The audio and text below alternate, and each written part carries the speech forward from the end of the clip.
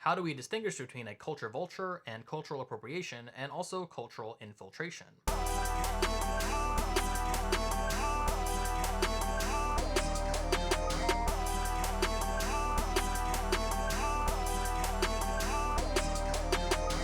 Code switching is a reality for millions upon millions of Americans, generally including people of color, multilingual people, and people in diasporas. That is to say, it involves switching from one's local dialect to a more standard dialect, switching from one separate language to another separate language, or even switching between one standard language and a Creole or patois in the case of places like Jamaica or Singapore. As a person who grew up in a low-income urban area, I've had my own journey with code switching, especially when it came time to go to university as a young adult. And because code switching is often necessary to fulfill assimilationist goals, it does come with its own identity crisis. I remember being a freshman at university at my PWI and having someone point out to me when I would code switch between my more natural way of speech and a more academic and university appropriate way of speech. It was in a sociology class actually, which makes this even more topical. I remember I was sitting in a classroom with a couple of other students and I was talking to one girl in particular. She's from Boston and I'm from New Jersey, but at the same time we could code switch in and out of a more working class or more street way of speaking. And then another student who was a white person from maybe like Vermont or something kind of looked at us and remarked on what we were doing.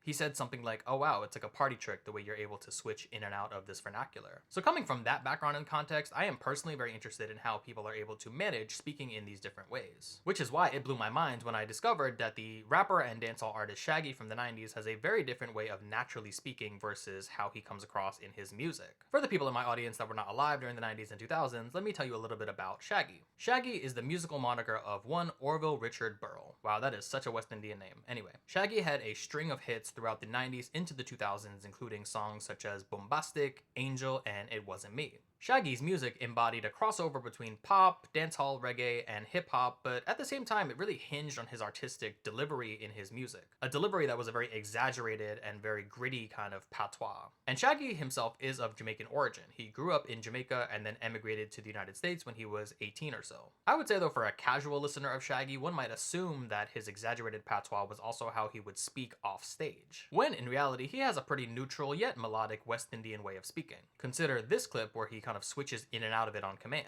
You gotta remember, dancehall back in the days was a niche kind of thing. We were in Britney Spears and NSYNC mode at the time. There's nothing on the radio that sounded like, "Oh, your favorite woman out into your villa. Just for son of witness all it." There's nothing that sounded like that. To me, it's very clear that Shaggy's artistic success did hinge a little bit on his ability to perform this caricature of Jamaicanness. That is to say, Shaggy was able to leverage this cultural difference in a way that people that are not from that same background are not able to, even if they do try, like for example Drake in the 2010s. Or to give a really throwback example, the record Informer by Canadian artist Snow. Informer is quite an insane record. The sort of gimmick of the song is that Snow is a white Canadian man that is taking on this patois in his delivery of the lyrics of the song, which are actually written in patois. And while the song did do well successfully, I don't think it really set up Snow for any sort of success because the authenticity wasn't there for him. That is to say that Shaggy more embodied the aesthetics of a dancehall MC, whereas Snow, by virtue of his whiteness, really did not. And while there are white people in Jamaica that do speak in patois, that's not really the point of what I'm saying. In essence, to market an artist with such a Jamaican fixture, they would have to look the part. Now, to be clear, Shaggy has every right to make use of his own culture as part of his overall artistic license. This to me has a little bit of a flavor of what critical theorists call strategic essentialism. The concept of strategic essentialism originates in the work of Indian theorist Gayatri Chakraborty Spivak.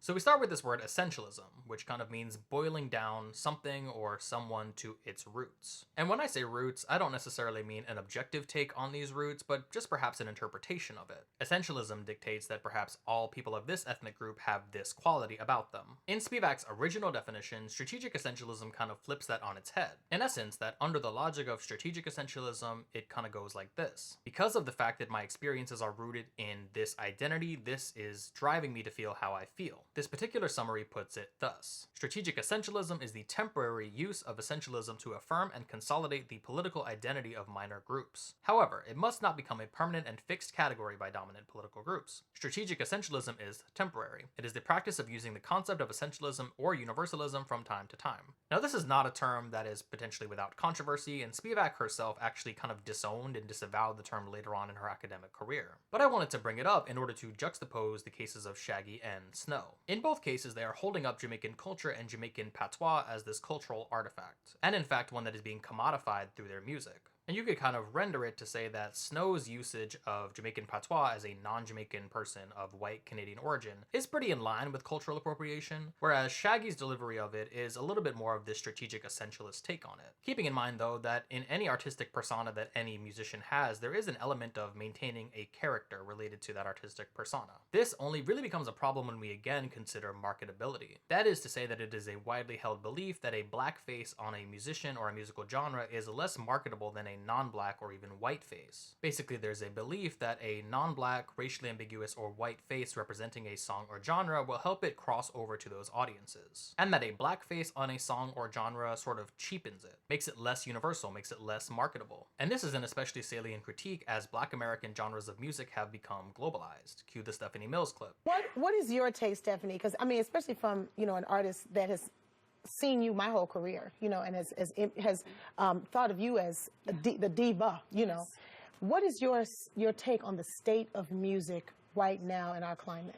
I think they want R&B, but they don't want it from us. You know, they want okay, it's over. We're done. They want it from Adele and Justin Timberlake and those people. They don't want it from us. Here is where I want to insert a question. Where is the line drawn on authenticity when it comes to intent versus perception? This is what we might call social hermeneutics, right? Like the practice of making meaning of something, especially a social action or something that somebody does. Because regardless of someone's intention in putting art or music out there, we know that it might be received differently depending on the demographic or even within two different individuals within the same demographic. It's with this question that I want to introduce a contemporary artist who toes the line with this question, and that would be Audrey Nuna. Audrey Nuna is an American R&B and even perhaps rap artist that came out of New Jersey. She has been active since around 2018 and has released 2 full-length projects to date, A Liquid Breakfast and Trench. So I can't say that I followed Audrey super closely throughout the years, but the first single I heard from her was 2021's Damn Right.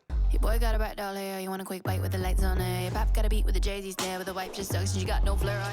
And I have to say that when I first heard this track, it produced a little bit of discomfort for me, namely because of the way that Audrey, as a seemingly non-black artist, is using this sort of way of delivery that is just a little bit suspect to me personally. I'm going to let this reviewer from albumoftheyear.org kind of capture what I felt at the time. IDK how I feel about the tone and vocal delivery Audrey utilizes. IDK if it's a black accent or a New Jersey accent or what, but yeah, I just don't know how I feel about it. But if you ignore that big glaring aspect, this music kinda goes. I grew up in New Jersey, so I do want to elaborate on this notion of a New Jersey accent. That is to say that there really isn't one unified accent among all New Jerseyans. This has to do partially with the urban and suburban divide in New Jersey. I'd argue that anyone that grew up in the suburbs has a little bit more of a neutral accent, or maybe this more folksy kind of New Jersey accent that you hear sometimes. But in urban centers, places like Paterson, Newark, Trenton, and Camden, the accent is really heavily dominated and inflected by AAVE. That is to say that there are a ton of black New Jerseyans who would be able to code switch in and out of AAVE and a more standard neutral dialect, and arguably a lot of non-black people possess this ability as well. So it could stand to reason that maybe Audrey grew up perhaps in proximity to black people in which she'd be able to adopt this sort of way of speaking in a particular way, problematic as that paradigm might be. But Audrey grew up in Manalapan, New Jersey, which for me as a person that knows pretty much every town in New Jersey, I can tell you that this is not a particularly hood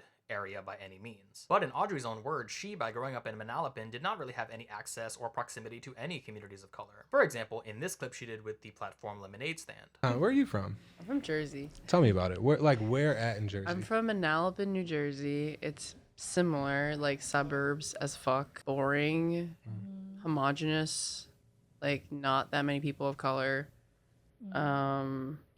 Yeah, that kind of vibe. Like drive everywhere. Yeah. Can't really walk anywhere. Like touching on the suburbs, did you ever feel like lack of diversity, right? Did you ever feel wrong in like your identity or your style? Or I don't know if your style developed later on. I think, yeah, all the above, but it was really weird and subconscious because, you know, I think you grow up and no one really acknowledges the fact that, oh, you're growing up in a very not diverse area. So you're just like, oh, okay, I'm just gonna go to school and wow, none of these people look like me or know what I'm talking about if I'm talking about like the food that I like to eat or anything like that. So I do want to mention, just for the sake of validity, that hood Asian people do exist. If you don't believe me, just watch Love and Hip Hop. Did this chick just call me a circus clown? We only been here for 5 minutes and I feel like I'm regretting this already. It's lit! This bitch, she who wants to be black so bad. Oh, bitch, I gotta be black to whip your ass. Believe that! Believe that!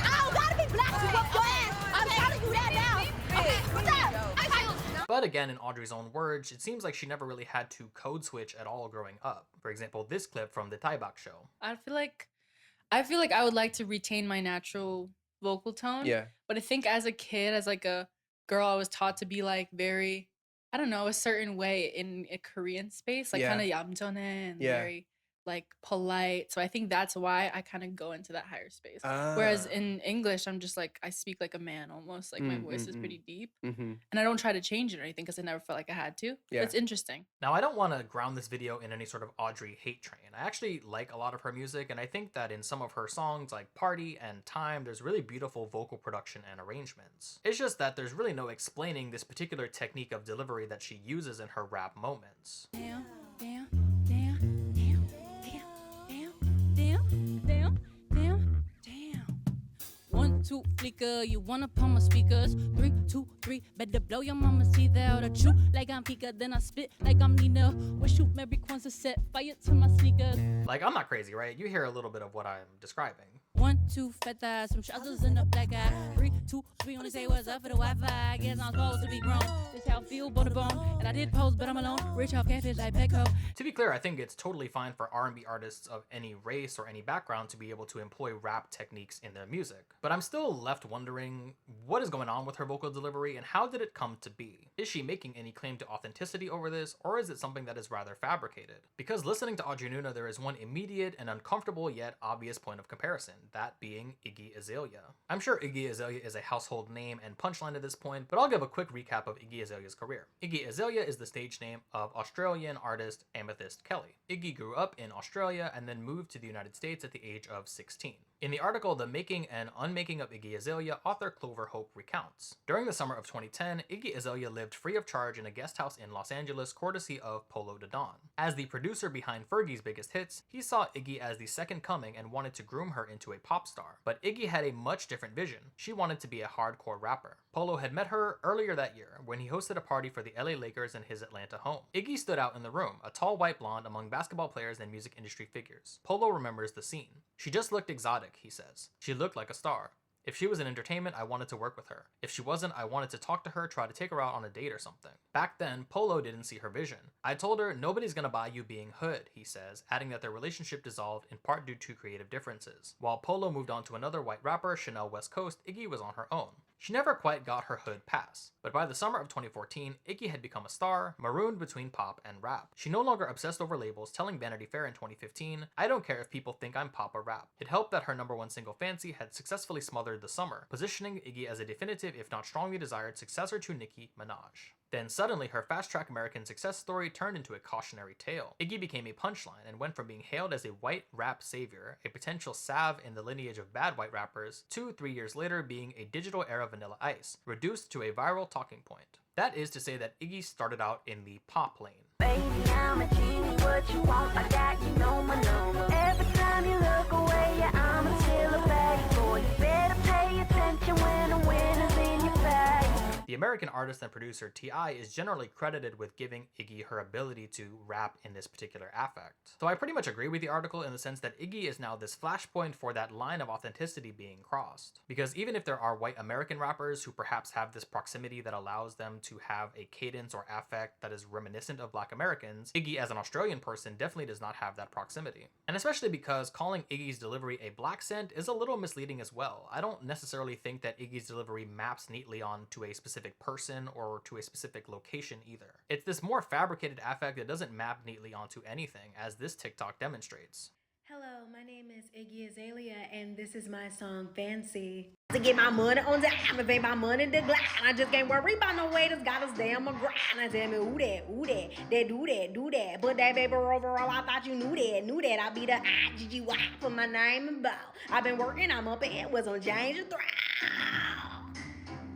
So the juxtaposition of Audrey with Iggy Azalea leaves me asking this other question. How do we distinguish between a culture vulture and cultural appropriation and also cultural infiltration? Because even though these terms are used synonymously, I do think that they have distinct meanings. Being a culture vulture is kind of opportunistically picking up and putting down a given culture that you don't belong to. Cultural appropriation has a little bit of a different subtext to it. I think cultural appropriation is adopting a cultural practice with the subtext of discovery and ownership. And the term cultural infiltration means something a little bit different from both of those things. Cultural infiltration is when a native culture is replaced by a hegemonic or dominant culture. So let's zoom out a bit. Hip-hop music and black visual aesthetics are now a global cultural export of the United States. This is true even though black Americans by and large are not benefiting from this exportation. I'm reminded of an article that circulated in 2013 from BuzzFeed around Lorde in particular. The headline of the article was "Lorde's Royals isn't anti-rap, it's anti-imperialism." So Lorde, as we know, is from New Zealand, and her 2013 single Royals propelled her to international stardom.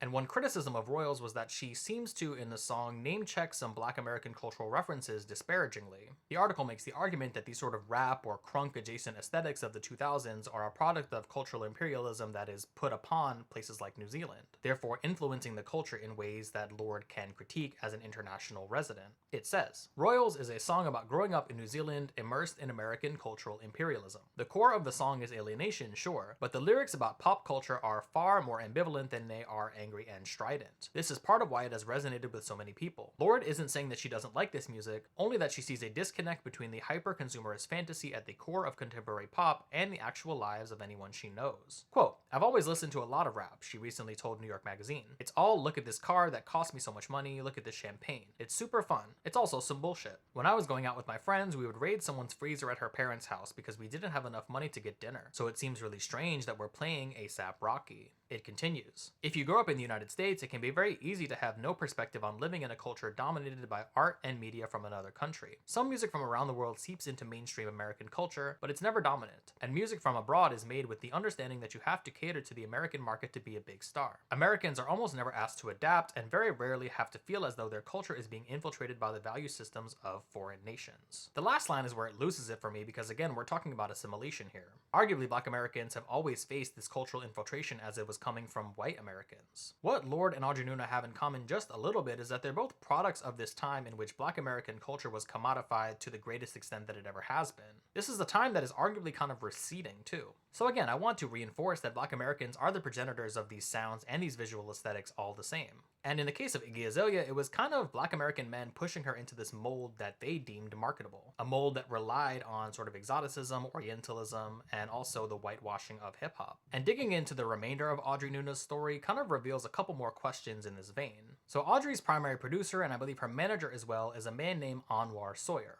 As far as I can tell, Anwar Sawyer has done production on both of Audrey's long-form projects and can also be seen playing the keys in the Tiny Desk video. Now, Anwar and Audrey met when Audrey was about 17 or 18 and Anwar was in his 30s. And in both Anwar and Audrey's version of these events, it was such that Anwar DM'd Audrey on Instagram asking to work together. They then continued to work together, Audrey then interned for him, and then they were able to sign Audrey to Arista Records together. And when you listen to Anwar talk about this experience, I find it really interesting. Anwar has said in his own words that at the time that he was scouting people like Audrey, he was trying to find his own Rihanna, as in this interview on the podcast hosted by Ari Herstand. What is a life as a signed producer-songwriter to a publishing company like Roc Nation? What is that like? How does that work? Cool. I'll explain how I feel about it, essentially. Sure. So after I signed, they like hoard me out, like session, you know, like met all these writers. It was great. It was great. But actually through all these writing sessions that I was in, I learned something about myself that I didn't want to write songs that way at all, you know? So I was like, hey, look, like, it's great that we're writing like hundreds of songs for Rihanna. Great. Love her. Awesome. But like, yo, I kind of want to find my own Rihanna. You know, that's what I realized. I was like, yo, let me find my own Rihanna. Cool. And I'll come back and I'll be like, hey, look, here, you know, this is me. So, all right, you wanted to find your Rihanna. This is a great segue to bring us to Audrey Nuna. So how did you guys start working together? How did that come to be? Yeah, so I guess in that moment, probably like weeks later when that like realization happened, it was just on Instagram. I was just scrolling on Instagram and I found Audrey playing, like doing cover song on her Casio keyboard, you know, nothing crazy. She had like 1,000 followers maybe, you know, but there was something really striking about her voice that like, I was like, oh my God, I need to talk to you. So I reached out and I had her and her mom by my place, and reached out, like I DM'd her, by the way, and it was weird because older gentleman, it was like kind of weird. She's like 17 at the time, so it was like, hey, like love to meet the family. Let's figure it out. And it ended up actually Audrey interned for me. She was my intern. Cool. Crazy. And from there, we like wrote probably about 300 songs in like a year. Oh my gosh. Something like that. It was hundreds, So I think it would be really easy to assume that Anwar kind of pushed Audrey in this direction of doing more of the rap type of a sound. But I don't necessarily think that that's the case. The label that Audrey is signed to is actually Arista Records. Arista Records being a label that has historically platformed black artists. So an interesting thing about Arista Records is that it actually went under in 2011 and then was reformed in 2018. Audrey was signed to Arista in 2019, meaning she was of the first crop of new artists signed to the new Arista Records iteration. And I have to imagine that Arista, like any major record label, has sort of artist development deals in play when they sign artists like Audrey, meaning that the label can dictate a lot about the artist's sound and overall image and aesthetics. So really, I would think that Arista probably saw her marketability as a non-black artist that can rap and really pushed her in that direction. Be that as it may, it still does not explain why she employs the delivery that she does. Because it is in fact possible for a non-black artist to rap and not take on this sort of superficial affect. I think of artists like Watsky or maybe even Dunya. Dunya is a really interesting footnote in this conversation just because she is from New York and is of Moroccan descent, so she might be able to say that she can claim a little bit of this proximity, and yet her rapping style doesn't really employ that sort of affect that Audrey does at all. So if we're trying to answer the question of like what is going on here with Audrey's music, I still don't have the answer, but I do want to inject a couple of dialectics into this discussion. First of all, I tend to support Black Americans in instances where they feel like their cultural contributions are being devalued and undermined. There's not a lot of professional reviews out there of Audrey's music, but I'd love to know how you guys feel about this entire discussion in the comments. So I think there is a little bit of credence to the notion that Audrey is doing a little bit of co-opting in the scope of her music and artistry. But I don't want to just go and say that she cannot rap as an overall blanket rule. For me personally, I want to get away from this logic that only black people can do quote-unquote black people things, and only Asian people can do Asian people things, and only white people can do white people things, and so on. I don't think that that is either useful or helpful. So regardless of Audrey's intent, we do return to the question of the perception of her artistry, and perhaps the looming question of whether she is co-opting black aesthetics and black sounds in order to further her career. And again, I don't really have a comfortable answer to this. I want to take this moment to spotlight another artist who has faced a similar dilemma, that being the Japanese artist Crystal K. Crystal K is of half Korean and half African-American heritage, but grew up in Japan and is mostly associated with the J-pop scene of the 2000s and 2010s. And she recently did an interview where she spoke a little bit to this experience. Let's take a look. そのミックスであることでそういう悩みとかはあったっていう話、めっちゃあったよ。やっぱコンプレックスめっちゃあったし、大人になってっていうか、本当ここ数年やっと自分を受け入れられてるっていうか、なんかもっと自信を持って、胸を張っていられるって感じになってるのかな。もっといろいろあると思うけど、私はニューヨークに行った時に11年前かにニューヨークにやっぱ音楽でチャレンジしたいなって、ずっとやっぱ世界に行きたいっていうのはちっちゃい頃から夢だったから、ニューヨークに初めて行った時にいろいろ気づいたのね。なんか自分の強み、自分の良さとか自分が持ってないものとか足りないもの、やっぱ日本にいたら絶対分かんなかったこと。But the biggest thing、一番大きかったのはやっぱ日本にいるとその自分だけ違うからどれだけね、fit in 目立たないようにみたいな、その出る杭は打たれるっていうね、言うじゃない。すごい文化的にも人に迷惑かけないとか、自分もみんなと一緒にスタンドアウトしないようにみたいなカルチャーはあると思うんだけど、ニューヨーク出たらさ、もういろんな人種の人いるし、みんなアメリカンドリームをね、勝ち取りに行ってるから。でもそれだけやっぱり自分をしっかり持ってるとか、自分のバックグラウンドのことに対してすごいプライドを持ってるとか、自信とか、そういうやっぱ自分をはっきり分かって持ってる人がめっちゃいる中で、私は全然そういうセルフピッチができなかったの。だからすごい、あ、こういう時チャンスだっていうモーメントが結構あったんだけど、Hey, I'm Crystal K, check me out みたいなことができなかったから。So the framing that Crystal K uses around the American dream is really, really interesting to me, because it further brings about this question of assimilation when it comes to someone like Audrey Nuna, who is born and raised in the United States. Now, through the traditional lens of assimilation, Audrey almost has two choices in front of her. One being to cling very strongly to her Korean or Korean American identity, and the other to fulfill more of a whitewashed all-American image, with the reminder always going to be put in her face that she is in fact Asian, therefore other, therefore non-American. So there's a lens in which you could look at this, in which maybe by choosing this more Black American visual identity and sound, she's almost choosing a third way out of this assimilation dilemma. Optimistically, she is aligning herself with this sort of subaltern culture versus going particularly in the directions that are sort of foisted upon her. Whether she can discursively pull that off, I think that's up for debate. There is this other sense, though, that as a woman of color from an immigrant background, she might face undue scrutiny no matter what sort of path she chooses. I mean, we could ask the question of, do we want her to be this caricature of a Korean person? Would that make us more comfortable? And while I don't think it's that extreme, I think raising these questions is really valuable. With the synthesis being that she can do whatever she wants as an artist, but she can also find a way to leave Black people out of it. Or on the other side, pay a lot of tribute to the Black artists that have really paved the way for her to exist as a non-Black R&B and rap artist. And I haven't really heard too much of her doing that, so that also raises a little bit of a flag to me too. So where does this leave us exactly? I think we have to keep in mind that Audrey the artist is a commodity of Audrey the person. Even though it may sound corny to a trained ear, this is all a byproduct of what it means to kind of sell yourself in the music industry. And it's really not up to me to decide whether or not Audrey Nuna should be delivered any sort of grace in this dynamic. Now, is there a way that she could do R&B and even rap sounding music without sounding kind of suspect? I think yes. Is her approach to music painfully suburban? Also yes. But does she, as an aspiring pop star, have to have this axiomatically unproblematic image? Maybe no. Looking at Audrey, Iggy, and even Shaggy, all of their musical outputs are pop products that have this exotic gloss on them. And I think it's fair to offer our critiques as the listening public. I don't think there's anything that stops us from doing that. But in the case of all of these artists, their images were created in a boardroom, not in a bedroom. And we can apply political analysis to them all day on this channel, but it has the potential to be a little bit of a losing game.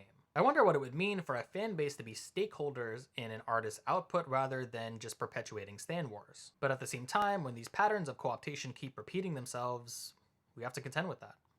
Alright guys, that's the video. Thanks again for making it this far. Let me know in the comments, what do you think is an artist's responsibility in portraying their own authenticity? Specifically with how their authentic person shines through in their music for better or for worse. How do you feel about Audrey's music? Do you hear what I hear, or do you hear something totally different? Also feel free to let me know that in the comments. This is Hassan with the Diaspora Gothic channel.